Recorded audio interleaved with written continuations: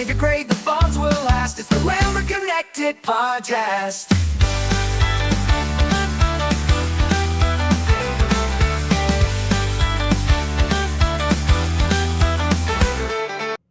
Welcome to the Lambert Connected Podcast. Today we're going to talk about staying strong. So that's generalized testing anxiety and what that actually looks like for our students, especially with our milestones coming up. So I'm here with some important guests for us. I'm going to let them introduce themselves. Hey, I'm Brian Nelson. Important might be a stretch, but I am the principal here at Sharon, and I'm happy to be here. Likewise, this is Amber Lamb, and I'm the principal of Settles Bridge Elementary. Hey there, and I'm Susan Sabo. I am the mental health facilitator for Forsyth County Schools. So we all know that whenever there's that quiz in class or that test in class, that kids just kind of either shut down or they get so nervous. Sometimes for me, myself, I get kind of sweaty. Yeah. Why do you think that milestones bring out that anxiety in our students, even when they feel like they really know that content? Yeah, well, I got to say there's kind of this expectation. One, kids want to please, right? So they don't want to let their teachers down, and I think we do a pretty good job of sort of mitigating that effect. But then the second piece is kind of comparing themselves to peers. You know, they want to be on par with everybody else. They want to please mom and dad. And then I think self-expectations.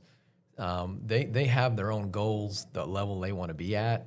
And I think they're afraid to not reach the goals they set on themselves. Sometimes they're just too hard on themselves. I would agree. And I think as much as we try to make it like any other test that they take in the building, there is something different about your teacher standing and they have a script in front of them. And so they're reading from a script that we don't often do. We might talk about, store electronic devices. Right. We don't start our day like that in elementary school typically, but we have to make sure that it's consistent across the whole state, so we follow those procedures. So it still feels like a different environment, even though the adults in the building are constantly like, it's just another test. You're showing what you know. We try to get them not to have stress or anxiety around it, but we can't change the fact that it does set up a slightly different environment than their everyday classroom environment. Yeah, and Ms. Lamb, to your point, we have everything set up, and they come in, and our children thrive under what they know and their routines, and so just by setting the routine off creates this level of importance. Yeah. And I think it's very difficult, I think sometimes to your point, to try to mitigate that we over the top the other way, but then there's all these disciplinary rules if a phone goes off or things like that. So it's hard to find that balance in a yearly test, and every year it comes around again. So it's a difficult balance for sure. And sometimes we have to change our school schedule, of when we have specials, or the lunch schedule might have to be a little off. So like you said, so when those kids who are very routine-based, something's off in their day just from a simple schedule change. Mm-hmm. Yeah, and kids are intuitive. I mean, right. As much as we try to mask, our feelings on the matter, they can read us anyway. They know that it's important to us, and they can kind of sniff that out. So, we kind of give off signals I think they pick up as well. Mm-hmm. And some of our students, when they're feeling those nervous, energy, or they're feeling anxious about the test, they might kind of internalize those feelings. So what are some signs that maybe parents or teachers can look for if they, have a student that's kind of going that way? Yeah, I think when you talk about generalized anxiety, I think watching for little idiosyncrasies in our children, sometimes it's not big and bold. Like when you think of anxiety symptoms like psychosomatic symptoms, hurting stomach, not wanting to go to school, sometimes it's just little things that they say like, oh, I really need to practice my times tables. Or if that's out of character for a child, that might be a sign that there's some level of nervousness happening, or trying to over-prepare if that's out of character. Just really watching for those out-of-character moments to just have a conversation. I think you can say, well, that's new. Tell me, why we focused on that today, or things like that. Just more conversation-type moments for our children to just sort of saying how they're feeling, and then helping them work through that, and asking them how they would like to sort of work that through, right? And just really more conversation than prepping so much for talks with our kids. I hope that makes sense. Mm-hmm. Yeah. It does.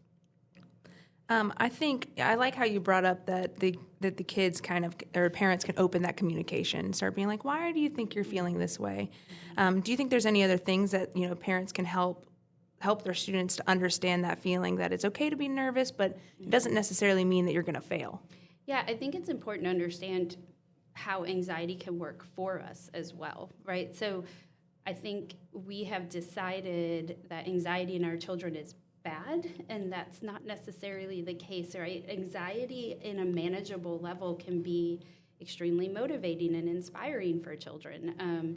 A little anxiety can make us push through hard things, and so understanding the origin of it, that anxiety is meant to keep us safe, to understand, be aware of my environment, right? Things like that. When anxiety becomes an issue for children is when it keeps them from doing what their daily life, what they're supposed to be doing at 8 or 9 or 10 years old, right? So when it gets us debilitated or we feed into that too much and make children feel like they're not in control of how they feel, then it can spiral and get out of hand. So I think those first signs of nervousness, tell me what you're feeling, and then also how do you think we can get to a place where you're more comfortable, really putting that back in their seat and letting them use the tools that they have. And to your point, Mr. Nelson, about they're so intuitive. Yeah. So given the confidence that they have to handle that, and also having those conversations leading up to testing, if you're feeling tired, what can you do? Like just walking through options with them to put them back in the driver's seat. So when they're away from mom and dad or they're away from the comfort of their home, they can tap into things that make them get back online, if you will. I think, too, going back to what you said earlier about having conversations and remembering that you're looking at the lens of anxiety through an 8, 9, or 10-year-old, not necessarily, your adult perspective. I don't know, elementary parents might be in their 30s, not where I am right now, a little older than that.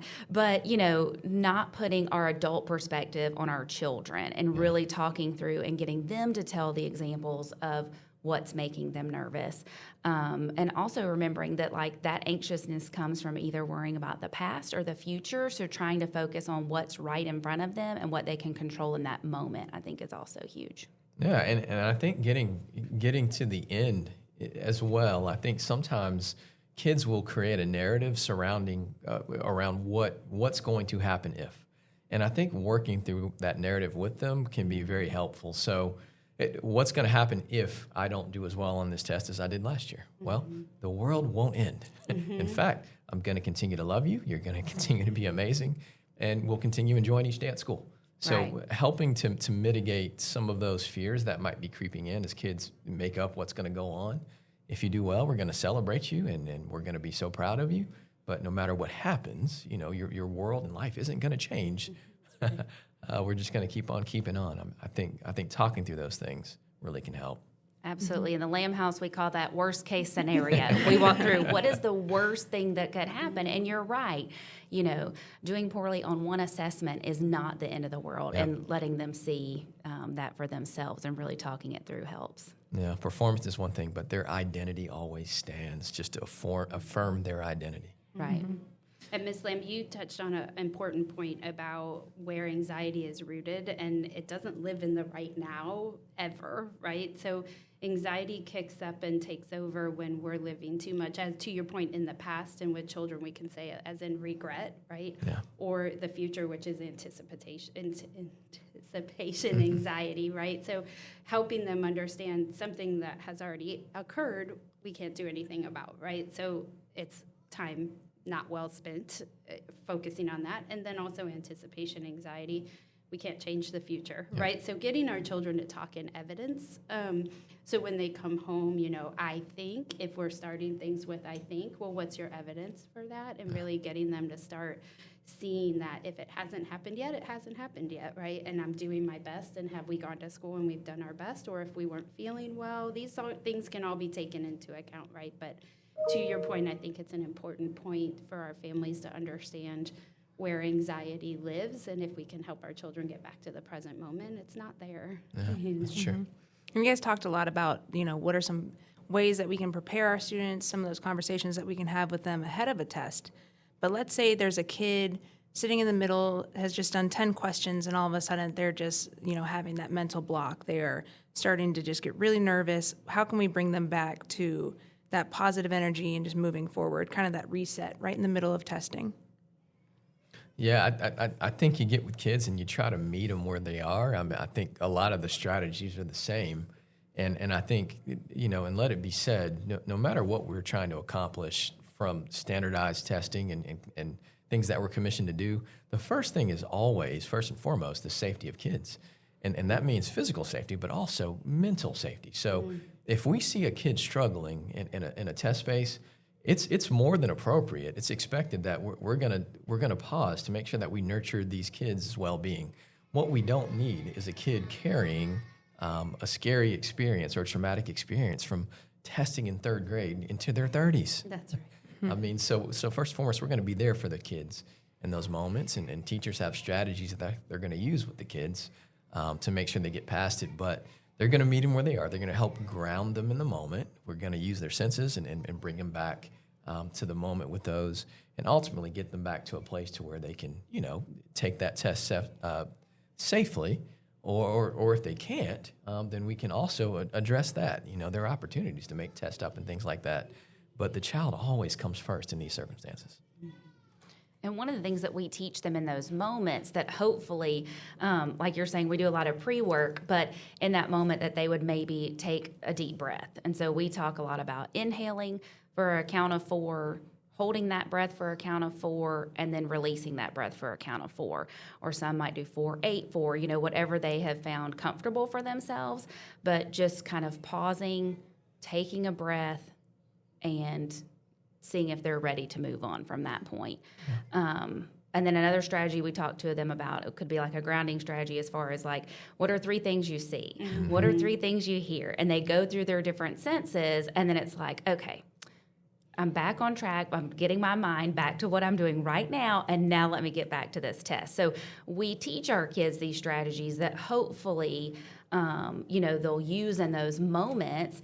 But I think as a parent, always thinking about what is a time when maybe you're nervous and you can talk through like, you know what, I'm going to practice breathing right now and show them what you do when you're nervous or anxious about something and talking through it. Or maybe it's something that happened at work that day that at dinner, you can talk through, I was really nervous throughout the day. And this is what I did. I paused, I took a walk around my building, and I came back. We don't want children to walk around the building alone, but, they can ask their teachers, during the typical school day for a break that maybe an adult can come alongside them and take them for a walk for a minute and bring them back. So I think modeling what strategies work for you as an adult and then thinking about how they can use something similar in their school day. I think it's an interesting generation to be coming through, right? So Gen Alpha is our entire elementary school base right now. And what's unique about Gen Alpha is I think we've taken for granted that they are an entire generation that has had the iPad around, right? And technology in general. So they are very smart. They have been flooded with a lot of information that usually children had more years to acquire, right? And no matter what you put, whatever kid-safe apps you put on an iPad or things like that, they're just flooded with information, right? So letting them know and giving them knowledge about what's happening in their body, I think is really important. Yeah. I think they can understand that. And so letting them know that they are more in control of their central nervous system than maybe we give them credit for or they give themselves credit for. Yeah. So to your point about grounding activities and really in the classroom, giving them those skills prior to being anxious, because it's like telling a toddler to stop crying once they're already crying, right? So we have to have those, and we have to give them knowledge about when my body's on the upswing, how to catch it. So there's a whole idea of the anxiety cycle, right? And there's all these places where you can disrupt the cycle.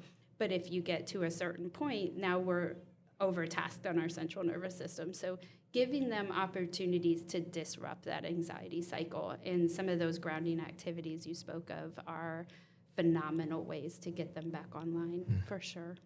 And with AI these days, I mean, don't be afraid to, seek Gemini and say, I need some grounding strategies for this situation. And I'm sure you can come up with a couple that might work for your individual child. Gen Alpha is savvy. The other cool thing about Gen Alpha is they're very empathetic. So they are aware of their peers, maybe even more before the adult in the room is aware. So teaching a child to be their own best friend. So how would you treat the child next to you if you saw them starting to get nervous? You can say those same things to yourself, right? You can kind of think of how can you take care of yourself and give that grace. So really teaching our children those skills about how to take care of your own inner best friend and really catching those things before they spiral.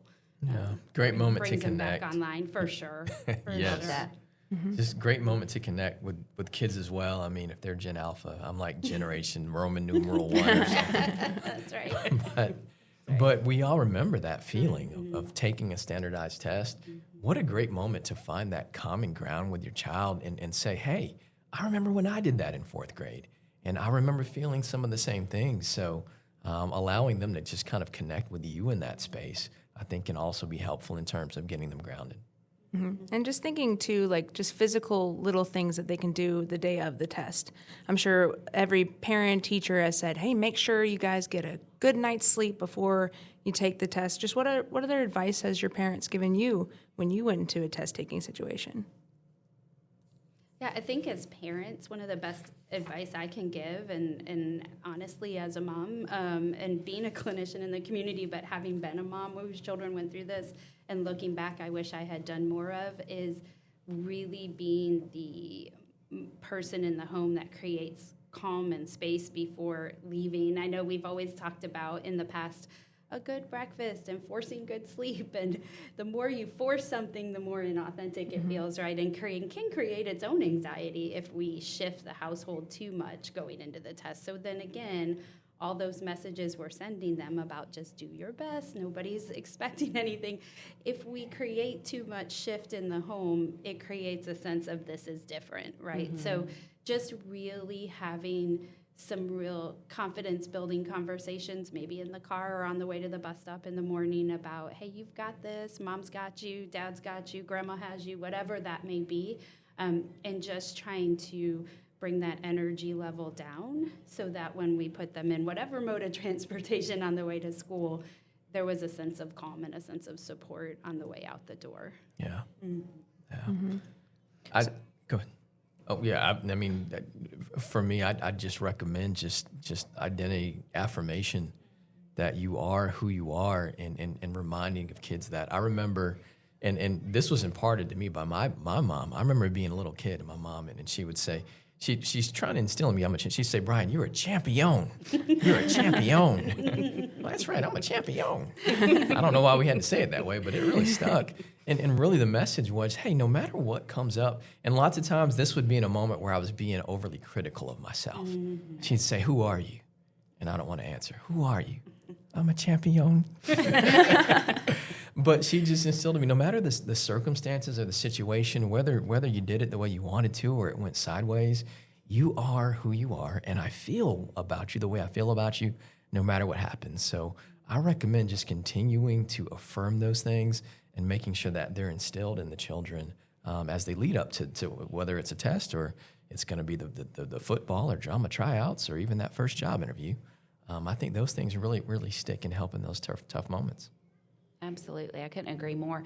I think all of, those positive affirmations are great. I do think you have students who just, no matter what, have to kind of talk through the dooms, lens, or they want to talk strategy. And I think it's talking those things out with them, whether it be like, hey, you can skip problems and you can go back to those, as far as like, if they're worried about the time, or because they do know it's time, but I assure you they truly have plenty of time. There's a lot of time allotted for those assessments. So I think just telling them, hey, you're going to have time and it's okay.